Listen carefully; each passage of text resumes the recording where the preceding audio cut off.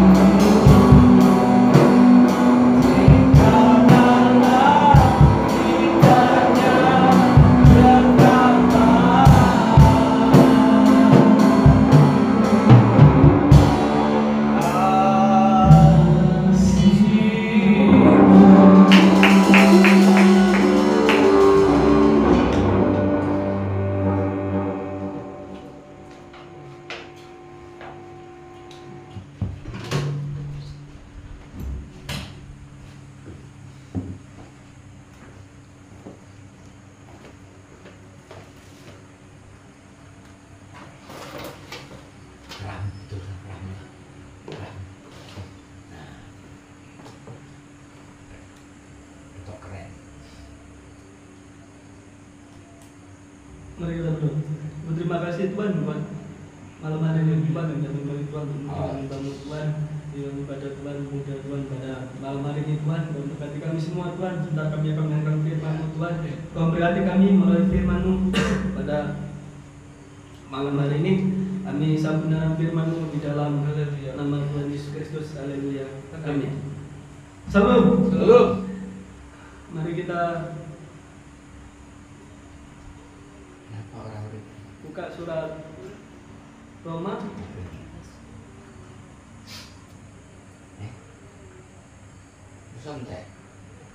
Buka satu. Surat Roma pasal yang ke 7.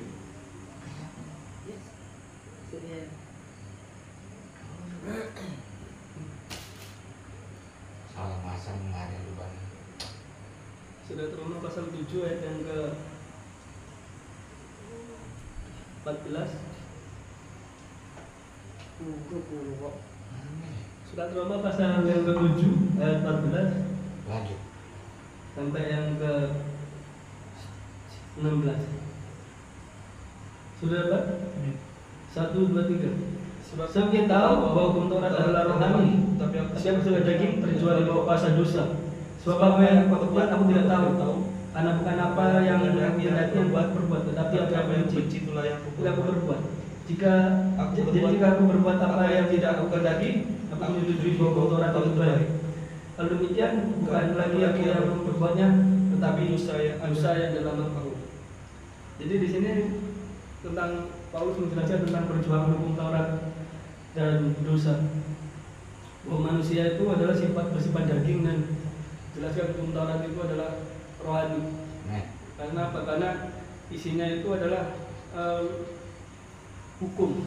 Isinya itu adalah di mana manusia itu tidak bisa hidup di dalam hal yang semacam itu karena sifatnya daging. Jadi ketika Kristus mati di atas kayu salib, dia bukan berbicara tentang yang lainnya, tetapi hanya untuk menggenapi hukum Taurat saja di dalam kematiannya. Jadi bukan soal bagaimana usaha manusia itu dapat mempertahankan kebenaran di hadapan Allah atau berkat atau kesucian di hadapan Tuhan. Tetapi berkat itu datang kepada orang yang dikasihinya. Berkat itu datang kepada orang yang dia pilihnya. Berkat itu datang dengan dimana anugerah itu ada di dalam orang itu. Jadi di sini dijelaskan bahwa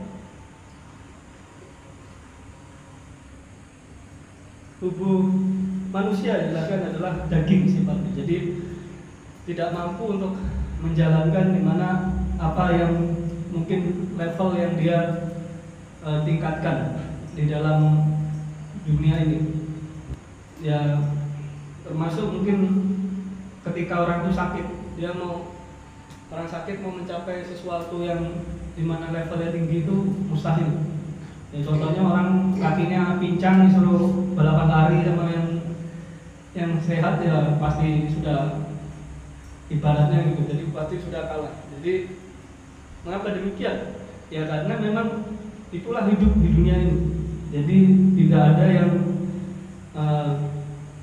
bisa tahu kapan orang itu akan menghadapi berbagai macam hal di dalam dunia ini. Jadi sama dengan halnya terhadap dosa tersebut di dalam daging yang ada di dalam manusia. Jadi manusia itu berusaha semaksimal mungkin untuk mencari pengudusan diri dan lain sebagainya. Tetapi ujungnya juga tidak dapat juga ujungnya. Ya bisa mungkin ya, tapi dia akhirnya tidak melakukan segala sesuatu lagi. Cuma dekam tok aja. Jadi ini apa? Jadi apa itu namanya? Ya bertapa aja jadinya. Jadi tidak mau ketemu orang berdosa, tidak mau ketemu orang barbar, tidak mau ketemu orang yang aneh-aneh bentuknya gitu. Jadi ya tidak maju juga jadinya, tidak berkembang. Karena apa? Karena dia ya mengasihkan diri dengan tadi kata-katanya pengurusan diri dan lain sebagainya. Jadi apa yang dimaksud hal yang semacam itu adalah justru dia itu tadi tidak mampu menguasai situasi itu sama aja juga ya memang sudah di dunia ini ya harus kalah berarti memang. Karena itulah Tuhan memberikan Yesus supaya manusia tersebut itu dapat melihat di dalam dirinya bahwa kesempurnaan itu cuma punya Tuhan saja.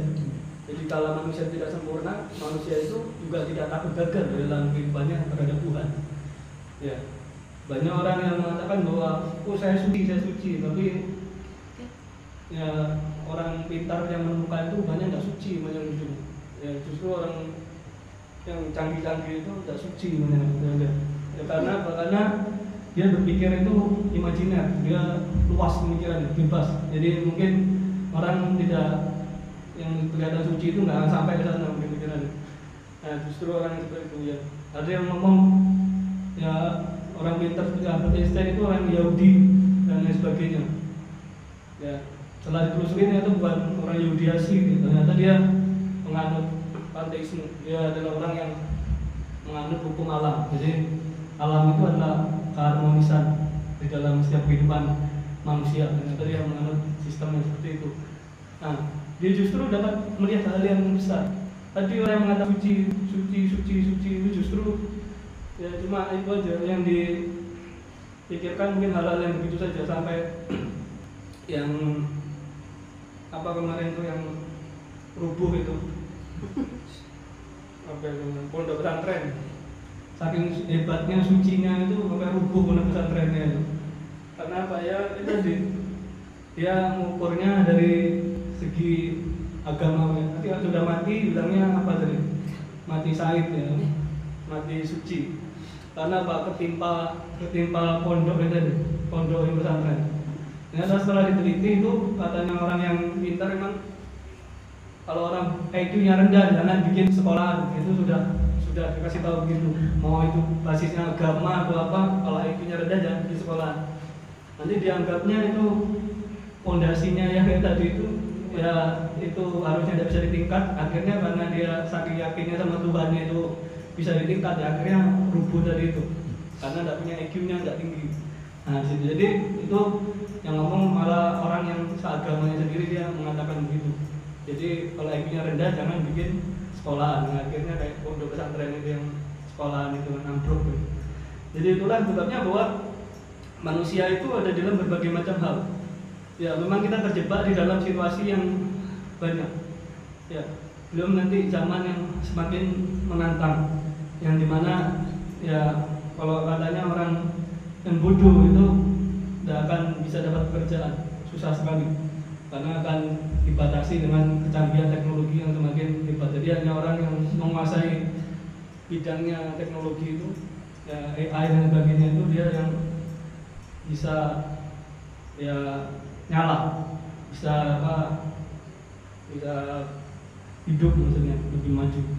Nah itu adalah tantangan di dalam daging ini juga. Jadi selama kita di dunia kita dihadapkan dengan hal-hal yang semacam itu. Jadi itu tidak terlepas dari hidup setiap manusia, termasuk orang Kristen juga. Jadi orang Kristen juga akan menghadapi yang semacam itu. Tetapi yang mau di sini dijelaskan adalah bahwa manusia itu tidak akan bisa memperjuangkan hukum Taurat di dalam kehidupannya.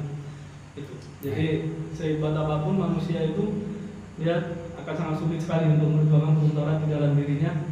Meskipun tujuannya itu mungkin suci, tujuannya baik, tujuannya mungkin mau ke Yesus langsung ya, supaya ketemu Yesus langsung, tapi itu semua tidak bisa tanpa karunia Tuhan di dalam hidupnya, tanpa itu adalah karena pemberian Tuhan di dalam setiap kehidupannya. Jadi Paulus menjelaskan lagi bahwa dikasih karunia manusia itu mendapatkan keselamatan dan hidup yang baik. Jadi intinya adalah bahwa perjuangan hukum Taurat itu dan dosa, ya manusia berdosa tidak akan bisa sampai ke puncaknya hukum Taurat.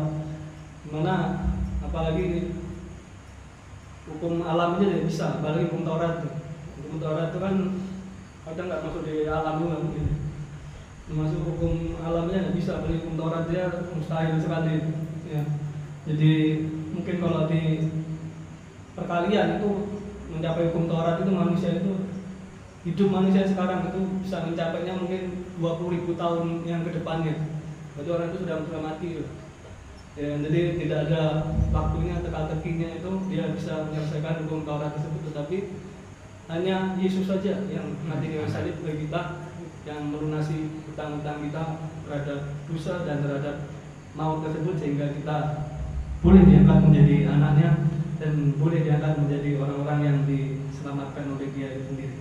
Amin. Amin. Mari kita berdoa. Tuhan, terima kasih Tuhan buat malam hari ini Tuhan. Terima kasih Tuhan buat berkat-Mu Tuhan dalam kehidupan kami. Memberkati kami Tuhan juga melalui firman-Mu dalam kehidupan kami, sehingga kami Tuhan dapat mengerti bahwa apa yang dilakukan Tuhan semuanya karena kemurahan Tuhan di dalam kehidupan kami, dan kami tidak mampu melakukan hukum Taurat tanpa Kristus sudah menyelesaikannya di dalam kehidupan ini. Karena anugerah-Mu Tuhan, keselamatan-Mu Tuhan bagi kami, Engkau menghentikan dosa kami, menghentikan dan membawa kami kepada hidup yang kekal dan hidup berkelimpahan. Terima kasih Tuhan Yesus Kristus. Inna syukur kami firman-Mu di dalam nama Yesus Kristus Tuhan. Haleluya. Amin.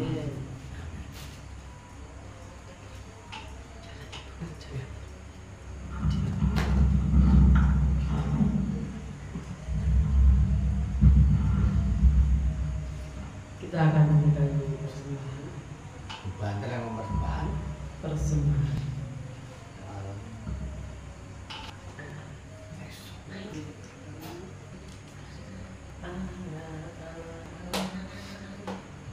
Yesus namanya menyembuhkan, menyucikan, bahkan mati, tebus dosaku, kubur kosong, membuktikan Dia hidup.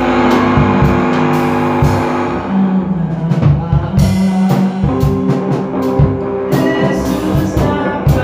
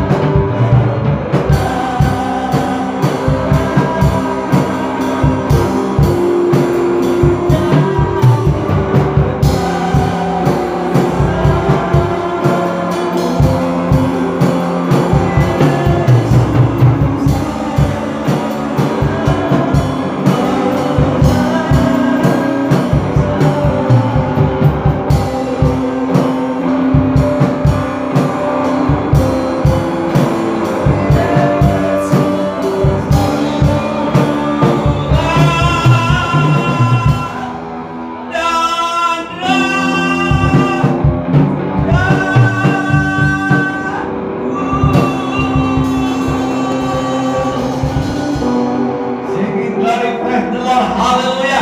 Terpujilah namamu Tuhan, kekal sampai kekal, selamanya sampai selama-lamanya. Bapa, malam ini kami telah menyelesaikan ibadah pemuda-pemudi gereja Bethel Tabernakel Kasih Karunia.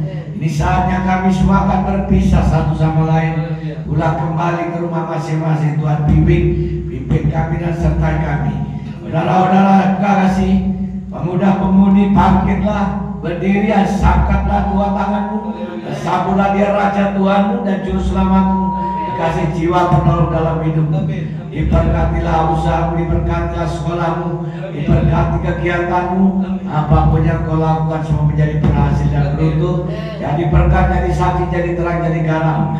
Dalam nama Tuhan Yesus Kristus, semua yang percaya diberkati, katakan amin. God bless.